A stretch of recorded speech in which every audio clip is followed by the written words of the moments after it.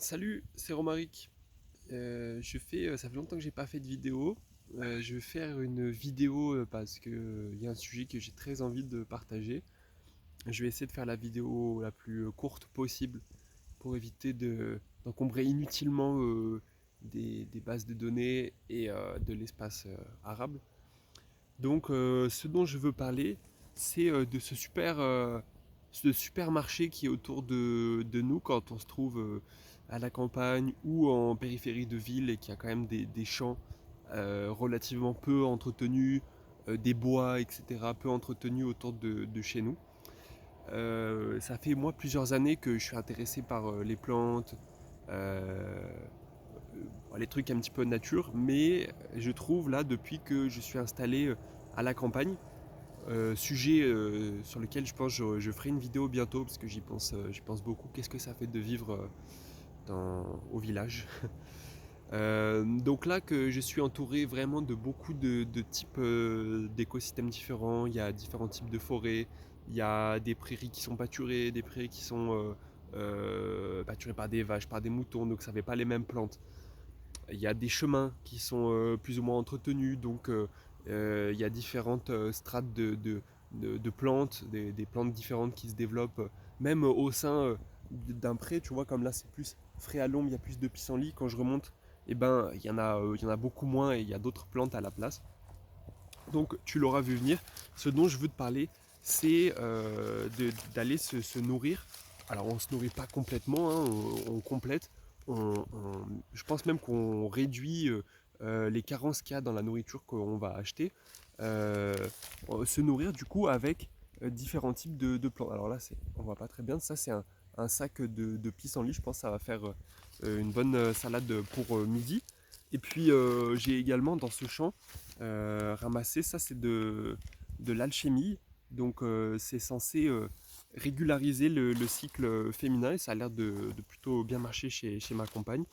J'ai aussi ramassé, alors c'est pas la saison optimale, mais j'en ai consommé plus que ce que je pensais, donc j'en re-récolte. Ça c'est des graines de berce dont je me sers pour faire des tisanes et, euh, et aromatiser certains plats ou pâtisseries.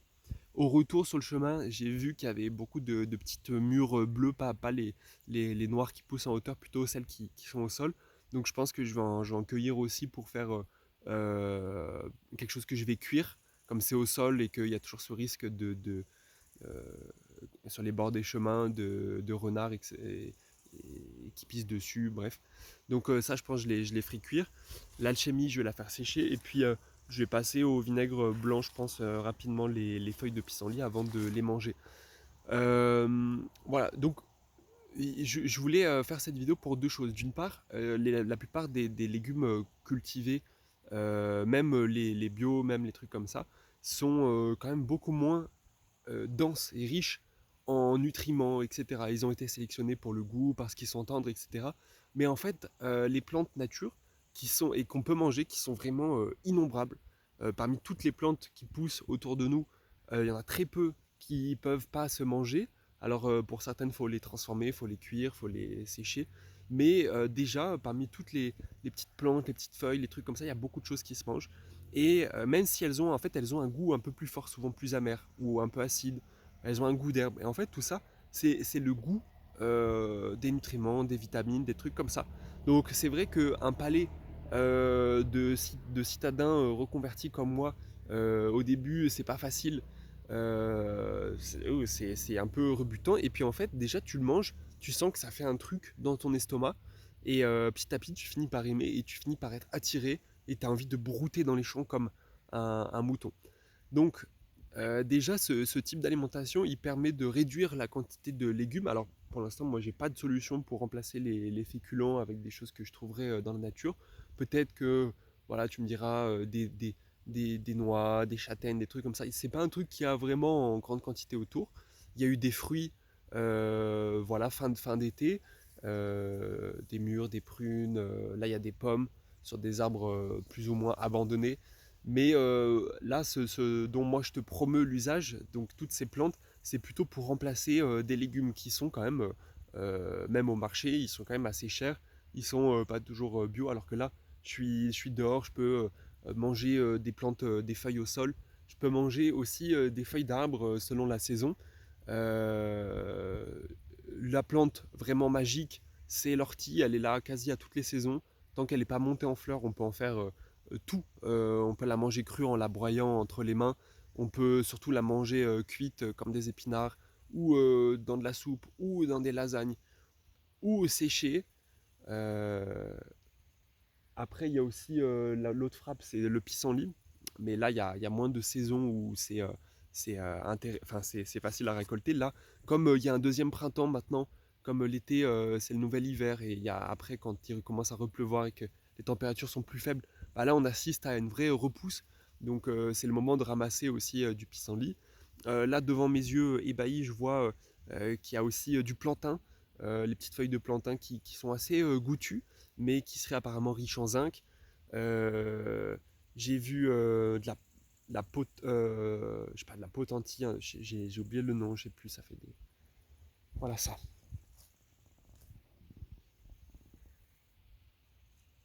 Ça, quand c'est jeune, c'est plutôt délicieux. En fait, tout ça, on prend un peu des différents types d'herbes et puis on les mélange en salade. On n'est pas obligé de faire aussi gros qu'une salade de Batavia qui est très douce et qui n'a pas de goût. C'est plus comme si tu mangeais de la bonne chicorée, tu vois, la bonne chicorée du jardin de grand-mère. Voilà. Euh, donc voilà, je voulais te promouvoir cet usage pour les nutriments et aussi bah, pour le porte-monnaie parce que ben, tout ça est accessible gratuitement. Voir des arbres et des champs comme ça un petit peu abandonnés, ça leur fait pas de mal du tout qu'on leur prélève quelques feuilles, quelques rameaux. Parce que des fois quand ça s'étend, alors c'est d'autant plus vrai quand l'été arrive, mais ça fait plus de surface d'évaporation. Voilà. Bon là c'est pas le cas, mais ces plantes dans un mois elles sont gelées. Donc voilà, j'en profite. Ça va manquer à personne. Il y a des moutons qui sont passés ici il y a 2-3 mois qui ont enrichi le truc, qui ont rasé à ras. Et donc je me dis, voilà, moi je viens prélever comme ça ponctuellement. C'est pas non plus la mort, au contraire. Voilà, donc j'économise beaucoup. Tu vois, je vais pas acheter des épinards qui sont à 4-5 € le kilo. Réduire, j'achète beaucoup moins de salade. Et donc, en remplaçant petit à petit des trucs comme ça, en apprenant aussi le goût, en apprenant des recettes, parce qu'en fait, bah, tout ça fait partie aussi d'un patrimoine ou d'un matrimoine ou d'un altérimoine euh, ancien. Euh, Même peut-être nos grands-parents ou même avant, ils commençaient un peu à oublier ça, mais c'était d'usage en fait d'aller cueillir des choses, de faire des soupes d'herbes, des gratins d'herbes. Il y a plein de recettes à base de consoude, de lampsane, d'achillée, de bidule, de trucs, de chouettes. Donc la difficulté, c'est de les retrouver. La grosse difficulté aussi, selon où tu habites, c'est de trouver un endroit safe pour ramasser des plantes, parce que c'est vrai que les ramasser au bord d'une piste cyclable en ville ou sur une friche industrielle où tu sais pas ce qu'il y a eu dans le sol, c'est pas terrible.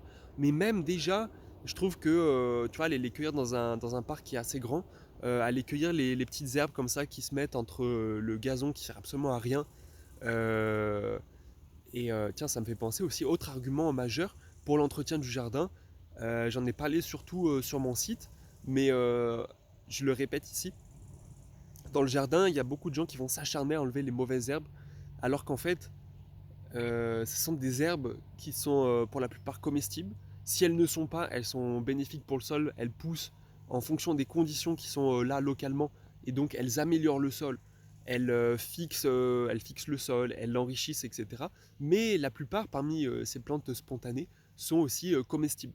Donc moi, cette année, j'ai pas eu beaucoup le temps de m'occuper de mon jardin, mais à la place, j'ai planté quelques trucs, bien sûr, des haricots, quelques salades, mais j'ai plutôt cherché à favoriser la pousse de plantes spontanées, de les faire grossir, faire qu'elles développent des belles feuilles ou leurs graines, si c'est les graines que je voulais récolter, ou leurs fleurs pour la tisane. J'ai sélectionné du millepertuis, de la berce, euh, bref, je vais pas m'en sortir des orties. J'ai laissé pousser les orties. Quand je les coupe, je les mange. La lampsane, pareil.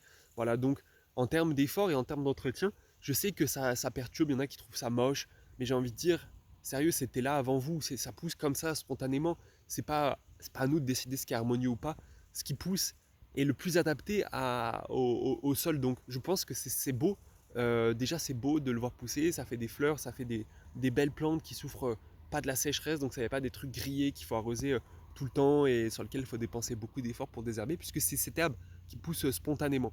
Voilà, donc les trois intérêts, les deux intérêts majeurs, c'est pour la santé, parce que franchement, les plantes sauvages, ça fait vraiment du bien au bidon, ça apporte plein de nutriments et de vitamines. Deuxièmement, ça fait faire des sacrées économies de légumes, ça permet de diversifier son alimentation, bon, ça c'est plus le point 1. Voilà, ça réduit le budget nourriture. Alors c'est un temps, et si tu as un travail à forte valeur ajoutée, c'est sûr que tu peux te dire, tu as plutôt intérêt à aller au magasin plutôt que de passer du temps à accueillir, mais c'est aussi un plaisir. Tu vois, là c'est mon jour off. Je connais plusieurs coins dans lesquels je sais que telle ou telle plante pousse. Il fait soleil, même quand il fait pas soleil, c'est toujours agréable d'être dehors, je sais pas, de voir les bestioles, d'entendre des bruits. Bon, il y a le bruit de la route aussi, c'est un petit peu chiant, mais voilà. Et puis donc, troisième point, là c'est pour où le trouver. Quand tu as un jardin, qu'il est trop grand, et quand tu te dis, mais c'est ouf, que bientôt on risque de manquer de pétrole et qu'il y a des gens qui continuent de claquer, je sais pas, autant de carburant pour tondre, pour faire fonctionner des grosses machines qui font une pollution lumineuse et une pollution atmosphérique, et en été une pollution thermique, ouf. Alors qu'en fait, ce qui pousse là, c'est une panacée, quoi. Les plantes ont plein de propriétés qui font qu'on se sent en bonne santé. Il y en a avec lesquelles on fait des tisanes parce qu'elles sont trop fortes, mais on peut les récolter petites et quand même bénéficier d'une partie de leurs effets. Voilà, moi ça me fascine. Donc quand je peux, je promeux. Là, je promeux en vidéo. Je dis allez cueillir des herbes sauvages. C'est tout bénef. Vous serez dehors, vous serez connecté aux saisons, vous serez connecté à la nature et vous mangerez bien, vous aurez moins besoin de travailler, et puis et voilà, tout est bénef dans les champs et les fleurs et les arbres, etc.